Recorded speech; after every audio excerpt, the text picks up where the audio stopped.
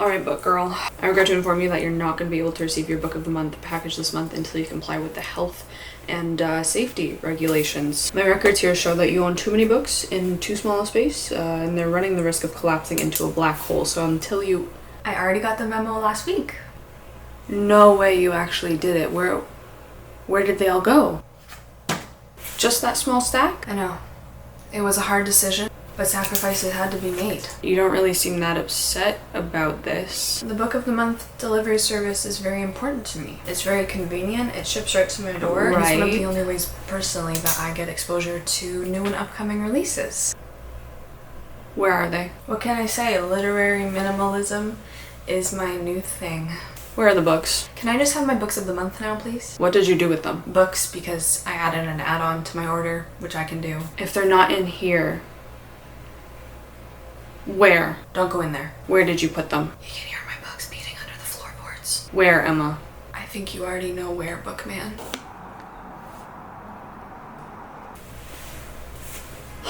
Don't tell them back at HQ. Just let me have my books. All right. No crying. Here's your first book. 5 Broken Blades by Mai Corland. We've still been working hard, combing through thousands of new releases, so these are a couple of the selections this month that I think you're gonna like best. It's the season for treason. You could say that again. Let the best liar win. So not you. So let's see. The Ministry of Time. They always come in beautiful new hardcover copies. A recently established government ministry is gathering expats from across history to establish whether time travel is feasible. Your subscribers can use the code EMMY to get their first book for $9.99. Hey Bookman. Page is just a number. If the health and safety department asks, I didn't give those to you. Thank you so much. And if a black hole rips a new one in the space-time continuum, I'm telling them it's you. I'll take my chances. Welcome to what I'm sure is going to be a very sleep-deprived wrap-up. My sleep schedule is so bad, but none of this is important. So, well, actually it is, because if I say something weird or off, or if I'm not making sense, if you're like, what is she literally trying to say today about these books, that is going to be my excuse. Also, take a shot every time I yawn. That being said, I have honestly a pretty good variety of books to talk about. I read quite a few books in April, and I'm here to tell you about them. I'm here to talk to you about them because a few of these, I have things to say. First up, I read Once Upon a Broken Heart by Stephanie Garber. Let me just tell you the vaguest plot. We follow Evangeline. She's had her heart broken, and she just wants the love back, even though that love supposedly broke her heart, and so she goes and prays kind of to the god of the broken heart in this world, who is a fate named Jax. He's also known as the Prince of Hearts. Lo and behold, he appears to her, and he's like, okay, I'll make a bargain with you and help you with this broken heart situation that you're going through. So she becomes beholden to him through this bargain that they strike up, and you follow their adventures / misadventures. How do I even say? I was really looking forward to just having a fun, silly, cutesy time with this, and the good things that I can say is that, like, something kept me reading. Like, I just flew through this book incredibly quickly. I read this so fast, and it just, like, every time I sat down, I wanted to keep going. I didn't want to put it down. Something, like, held me captive in these pages. Like, this book, I opened it up, and something came out of these pages and, like, dragged me. Like, a little hand dragged me down into the book and kept me reading. So it was very readable, but it was like the second that I came out of it, and especially the minute that I finished Once Upon a Broken Heart, I was like, this was garbage. Like, this was actually hot trash. What? I've been under some weird spell. I just had to know what happened. Other positive things I can say, I like the idea of the setting because it's supposed to be like this very fairy tale world full of sparkles and magic, and we eventually get whisked off to this place called the Magnificent North, which is supposed to be very snowy and cold, and I really thought we were going to get more of that setting, but ultimately I felt like while I was reading it, I didn't really know that we were in the cold world. I think if you do pick this up, beware that it is definitely, in my opinion, on the younger side of young adult. I think it reads extremely juvenile, specifically in the writing.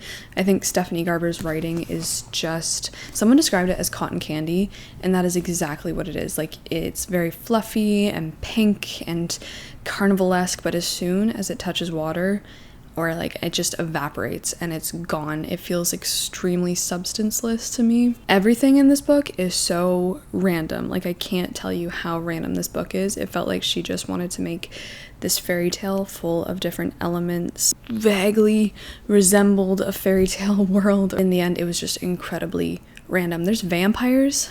There are vampires in here. This book is extremely repetitive, and a lot of that owes to the fact that our main girl, Evangeline, is so lacking the neurons to be doing anything that is actually smart, wise, or productive. Everything happens to her.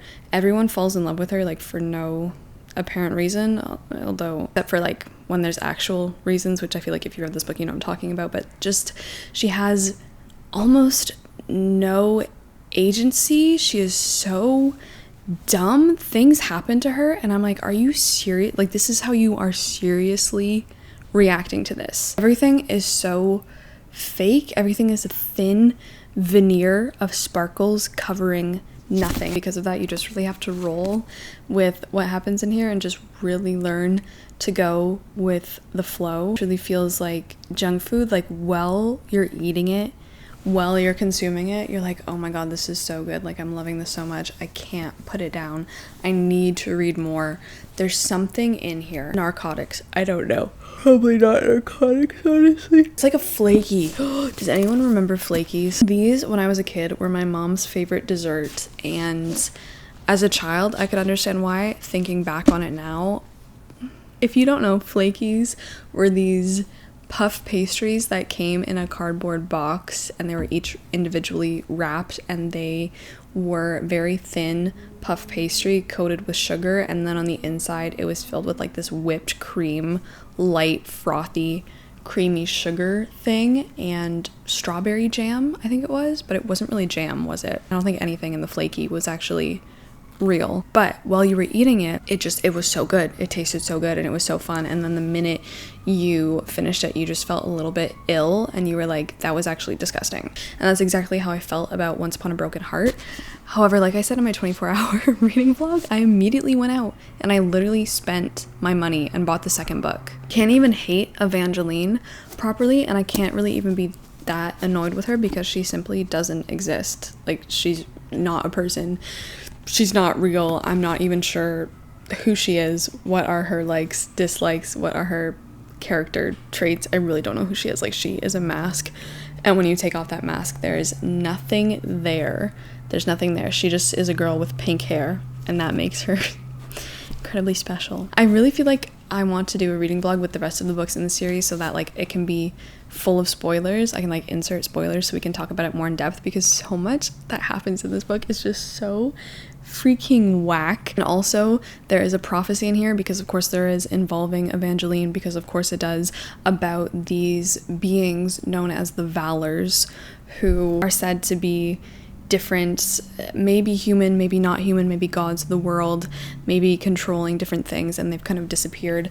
And now that I'm reading The Fellowship of the Ring and like getting into the Lord of the Rings everything, I'm like, did you steal this from Tolkien? Last thing I'm gonna say is I actually have no clue how anything works in here. Like, there's no rules, it's just all vibes, but the vibes are so paper thin that like, you as the reader, me as the reader, I am putting in all of the work to try and enjoy this fairy tale world, because like we'll have scenes where Evangeline's dresses are described, or like the color of the night sky is described, and we're at a palace, but it is all literally so paper thin that I'm like doing so much more imaginative work on my part than the book is. And so I think, well, I mean, that's what all reading is about, right? So maybe I am the true story here, and maybe that's why I liked reading it so much. Because if you give me a suggestion, I will run away with it and make a world of my own.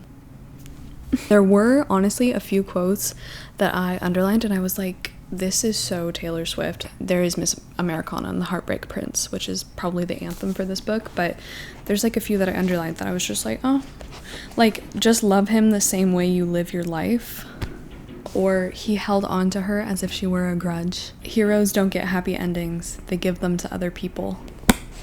Song of Achilles. Nevertheless, I enjoyed myself. I bought the next one, and I will be honestly picking it up very soon because cocaine. Let's move on. I gave this 3.5 stars. See, like, I came out of it when I finished reading it, and I immediately gave it 3.5 stars. The more and more I sit away from it, the more that rating goes down.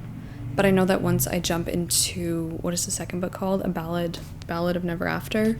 I'll be like, oh, 5 stars. This is the best time of my life. It's just so peculiar.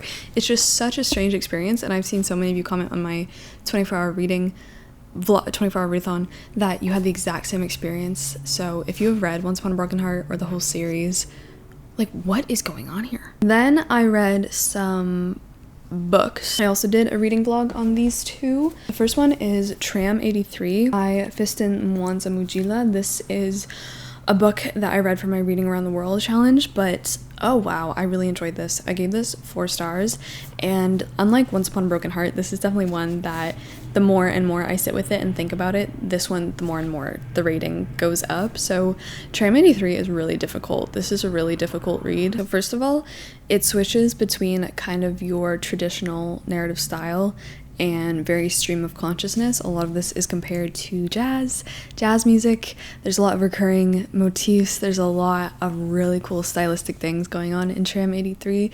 This follows 2 friends, 2 men who are like very hesitant friends, but they have a lot of history with each other, and they each are living at the time of this novel in this city-state that is not named, but it is probably a city in the Congo. And what a lot of Tram 83 is about is corruption, greed, what is being done with, like, in this case, the mineral wealth of the country, because the Congo has a lot of cobalt and different minerals in the ground that have been exploited for a very long time by a lot of different people. They have only one desire: to make a fortune by exploiting the mineral wealth of the land.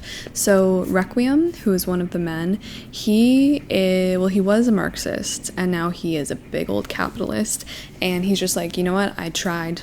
It's impossible. I'm just going to be pragmatic, and it's every man for himself.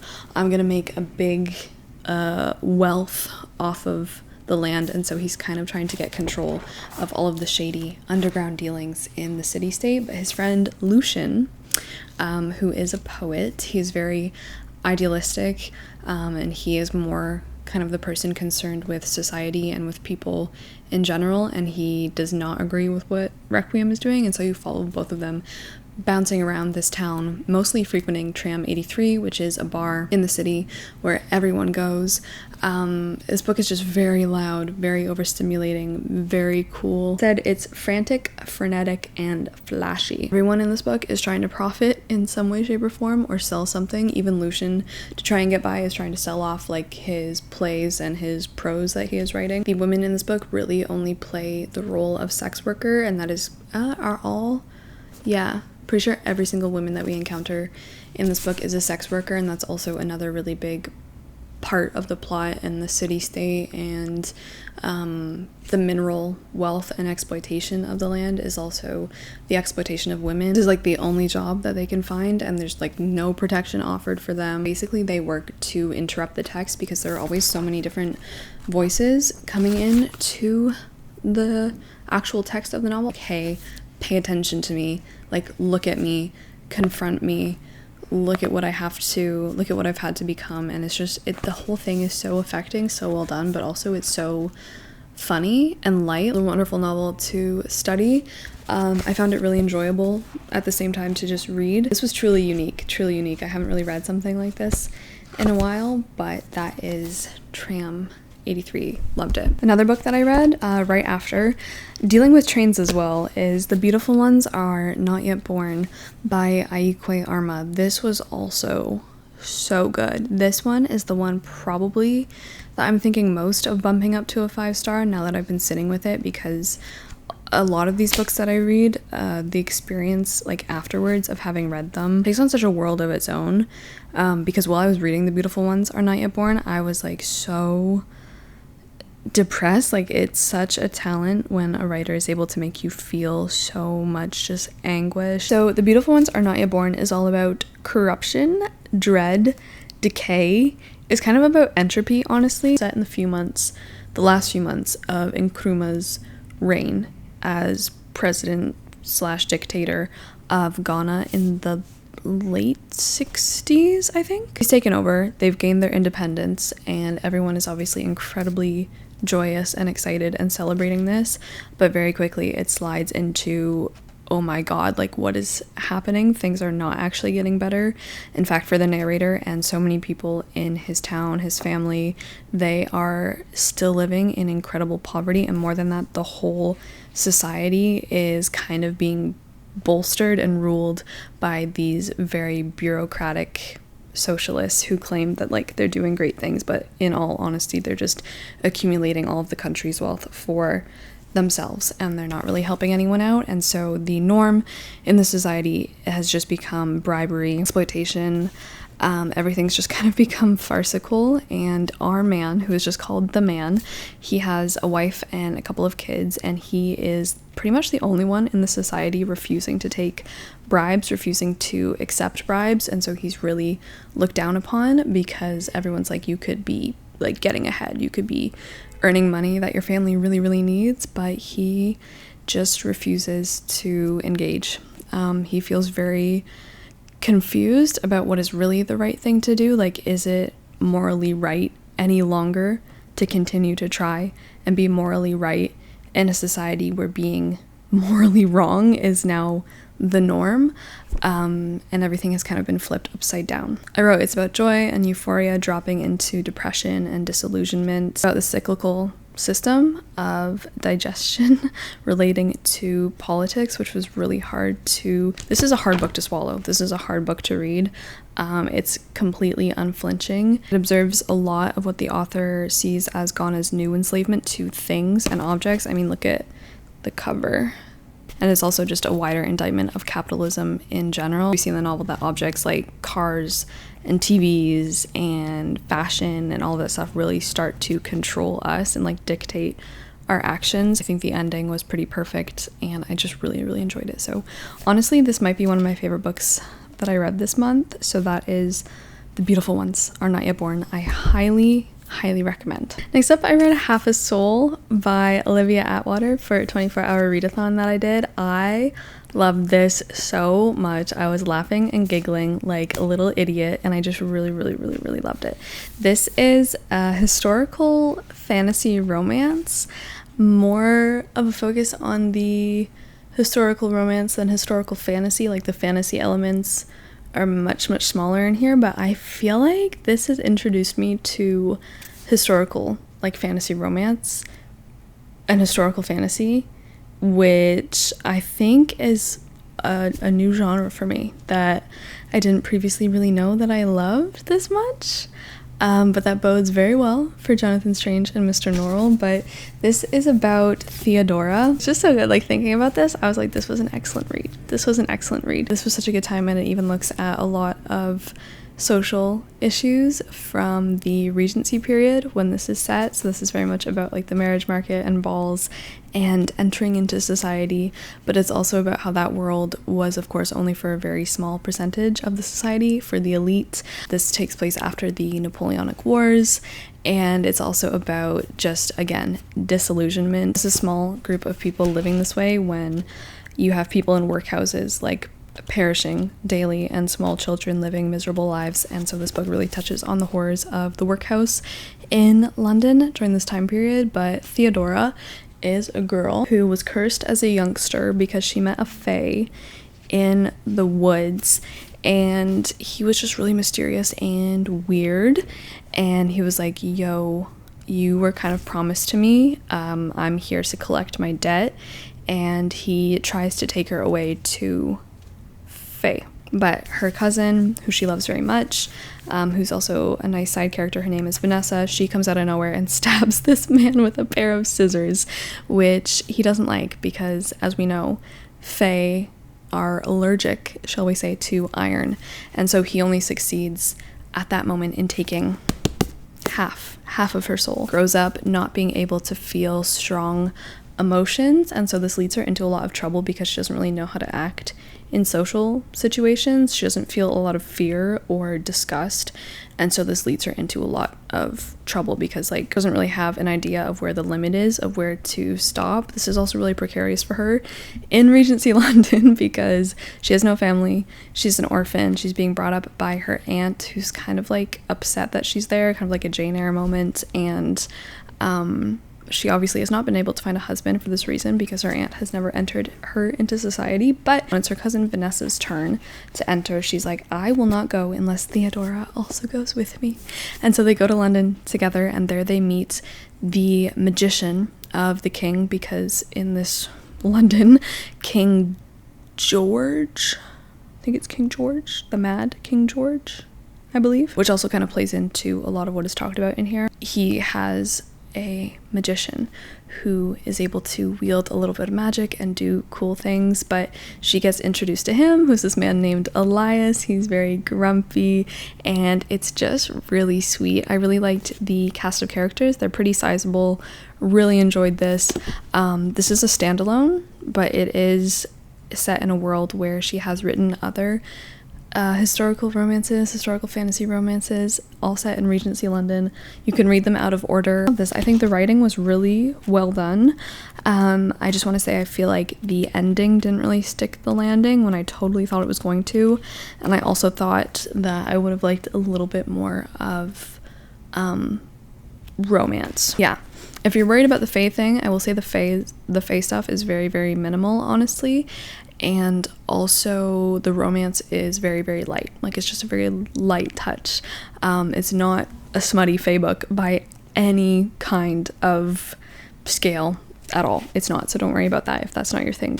The only thing more meddlesome than fairies is a marriage-minded mother. Oh my, the older ladies in here just made me so upset. It made me so upset. I just can't engage in the Bridgerton fun because I hate it so much, and this, for me, this was my Bridgerton.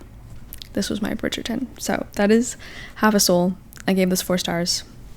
Really enjoyed it. Really enjoyed it. Okay. Let's just keep going on the good stuff because I'm seeing the other books that I have to talk about, and I don't really want to, honestly. I read Spy Family. I finally read Spy Family, volumes 1 and 2. Wow. Guys, it was so good, but I'm becoming a part of my couch. So wholesome. I've started watching the anime. I'm gonna be reading more of this ASAP. Read Spy Family Volume 1, Spy Family Volume 2. Just so good. This made me so happy.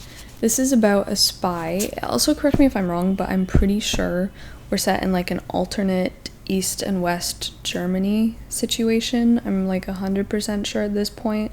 Haven't really looked into it. Haven't really looked into this at all, aside from just reading it myself, but I'm pretty sure that's what it's inspired by, right?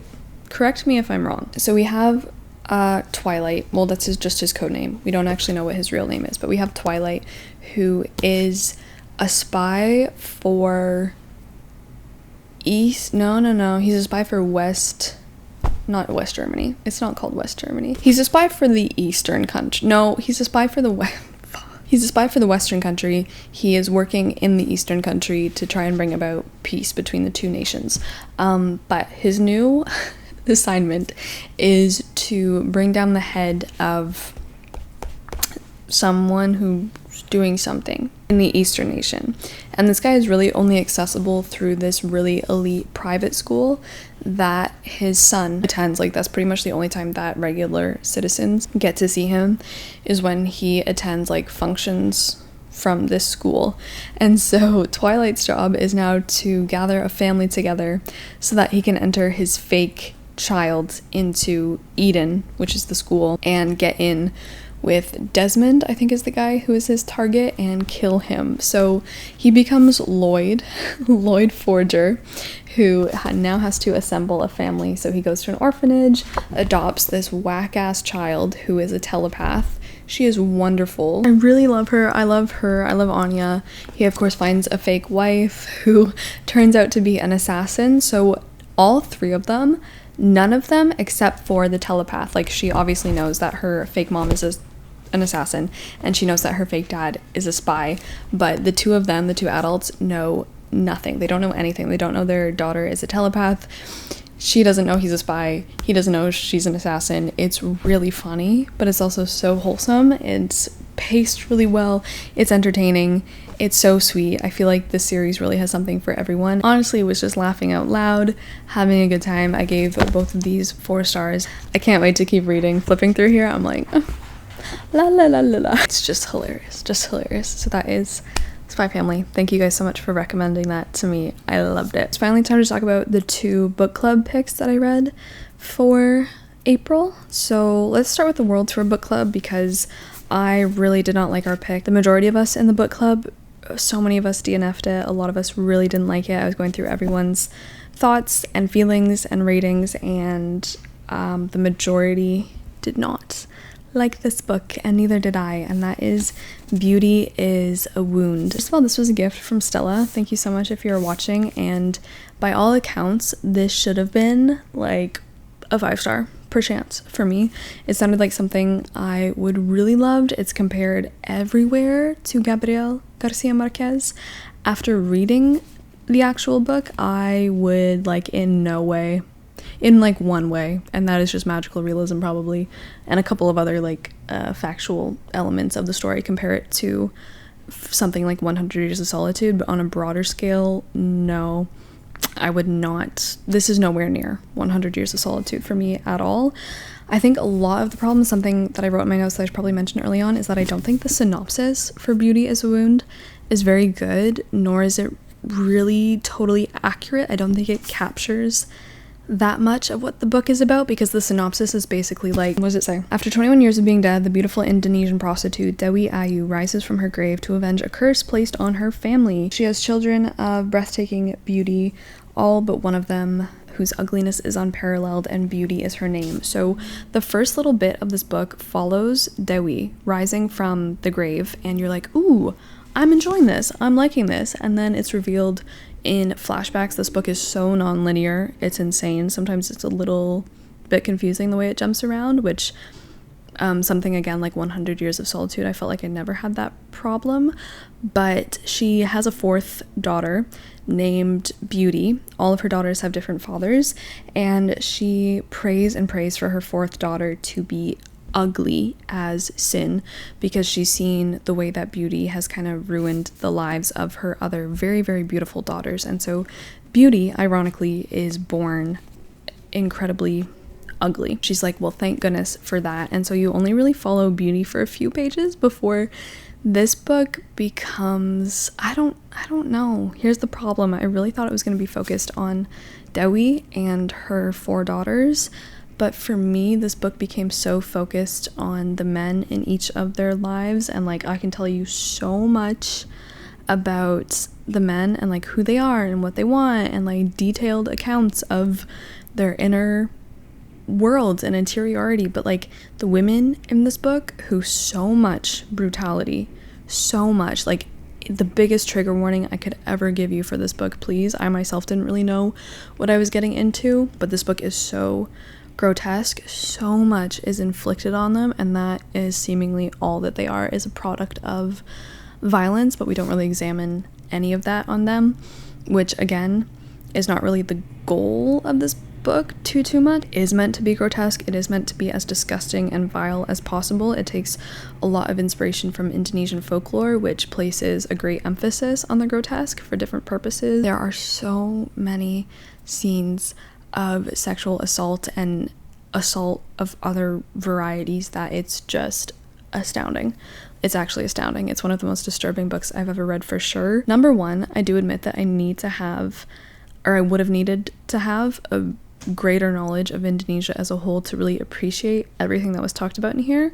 On the other hand, I did learn a ton about Indonesia, so this chronicles the country from its days when it was under Dutch rule. It chronicles its occupation by the Japanese during World War II, and then it goes all the way until the late 90s, I think. So we bounce through times like when it went through a communist phase, and then there was a huge massacre of communists in the 60s. It's very much a whirlwind account of history and the people who are swept up in that. I didn't like the writing. I actually found a lot of this really dry and repetitive. I feel like when it wasn't being so incredibly explicitly violent, gratuitously so, it would flip to really mundane, repetitive, just really dull sections, and I just felt like I could never win with this book. I found not a lot to like about it. This is one of the most conflicting books I feel like I've ever read. Obviously the title, Beauty is a Wound, is very loud and makes you intuit a lot of things about the novel. The whole thing of beauty is a wound is that you are constantly being objectified and like people are wanting to possess you for your beauty. So in a world where people are so cruel and awful being beautiful, whether that's like a country that is renowned for its like beauty or a woman, is just, you are a wound. Like, it's not gonna get you ahead. It doesn't really have any merit except to make you a target. I really simply didn't like it. I actually gave it 2 stars, so that is Beauty is a Wound. And I finished it like just right at the end of the month, so these are still very fresh thoughts. I think when I'm able to sit with this a little bit more, I'll be able to parcel out more of why I didn't like it. That brings us to the last novel. I've been talking for so long, but that is Middlemarch by George Eliot. I finally finished Middlemarch. Thank goodness. I'm not going to say too much about it here because Carolyn and I are actually going to be having a whole live show for this one, so it will be a live show for Middlemarch in the coming week or so the announcement will go up very soon. This started off so strong for me, honestly, because this is about Dorothea, among other people, who lives in Middlemarch, a little English village, and it's about life there in the 1830s, ? It's about her very questionable marriage to a gentleman, Mr. Casaubon, who is a lot older than she is, but she is adamant that this is what she wants. No one is forcing her, and she chooses Mr. Casaubon because she thinks that he, as a scholar, is going to open her mind, broaden her horizons, teach her how to live. I really love Dorothea. I really do. I gotta say that. And in the end, I honestly gave this book a much higher rating than I was expecting to. 300 pages into it, and I was really enjoying it. And then this book does go on a lot of tangents. It doesn't focus solely on Dorothea and her husband. It focuses on everyone in the town almost. And I think that's where a lot of it lost me because I was just honestly really bored. I'm not gonna lie to you. I was really bored. This is a very realist novel, so everything is very like cut and dry. Okay, did the camera die because I talked too much? Definitely, but like I said, I'll save most of our thoughts for the live show that Carolyn and I will be talking about. It'll be on her channel, but yeah, like I said, it went on a lot of tangents. The writing style sometimes I loved and sometimes could be really beautiful, but then, for example, when it would go off on tangents in like a medical sense, because we do have a doctor in here, a lot of it would just be honestly really dull and not super enjoyable to read. So I liked in the end like the experience of having read it and being able to think about it, because this does chronicle 2 failed marriages pretty much, or 2 struggles in a marriage, and I really loved the overall message of the book and what it ended up saying. It just took such a long time to say it because, as you can imagine, as part of Game of Thrones, this was almost 900 pages. I have some really exquisite parts. George Eliot displays so much deep insight into each of her characters, some really beautiful lines, and I think in the end I gave it a very high 3-star, almost a 4-star, just based on like enjoyment, but definitely the end product of like having read the book and being able to think about it in totality now is a much more enjoyable experience than the experience of actually sitting down and reading it. So that is Middlemarch. I cannot wait to talk more about this with you guys, but that is the last book that I read in April. So thank you so much for watching. Until my next video, that is when I will see you. I hope you have a really lovely, cozy day. Ciao.